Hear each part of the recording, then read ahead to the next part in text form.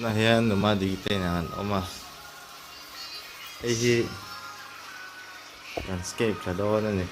tuna hianin African siglit tlem an oma pera nen hi a cheina tur ania driftwood tlem a awm bawk a atui lo vo deuh wangin hi tar kan ni zana kan ti sang tawh bawk ani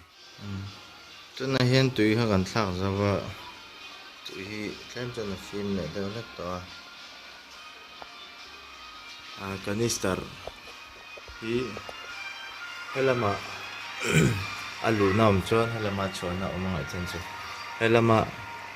tui lut kha hetah hian a rawn tah hian rawn chem chhuak ve le ta se tui fai bawk kha khu khawna hi pa hi pe chuan chuan helai hian tui bal tui fai a chhuak anga tui ba hi zel ang ti kha heya kal dan tur bawk chu ani hmel chu